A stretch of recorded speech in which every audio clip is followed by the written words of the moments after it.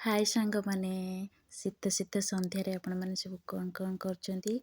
ତ ମୁଁ ପଳେଇ ଆସିଛି ମୁଢ଼ି ପାଗ ବନେଇବା ପାଇଁ।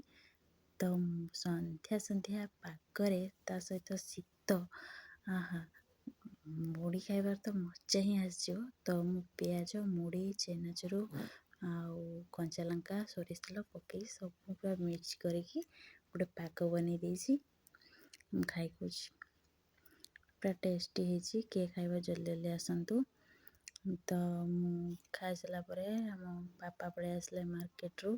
ତ ଏପଟେ ଭୋଗ ନେଇ ଆସିଥିଲେ। ପୂଜା ବି ସାରିଲା ପରେ, ପୂଜା ସାରିକି ଯାଇକି ମାର୍କେଟ ଯାଇଥିଲେ।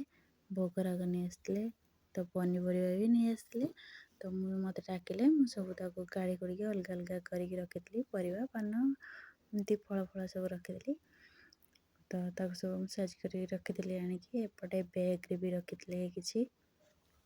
ତ ମୁଁ ତାକୁ ବି କାଢ଼ିଦେଲି। ସବୁ କାଢ଼ିକି ଅଲଗା ଅଲଗା କରିକି ମୁଁ ରଖିଦେଲି। ତ ସବୁ ରଖିଦେଲା ପରେ ତାପରେ ମୁଁ ଟିକେ ମୁଢ଼ି ତ ଖାଇସାରିଥିଲି। ତାପରେ ଯେହେତୁ ମାର୍କେଟ ଯିବା ହେଇଥିଲା, ବାପା ଯାଇଥିଲେ, ତ ଏସବୁ ଆଣିଥିଲେ, ତାକୁ ବି ଟିକେ ଖାଇଦେଲୁ।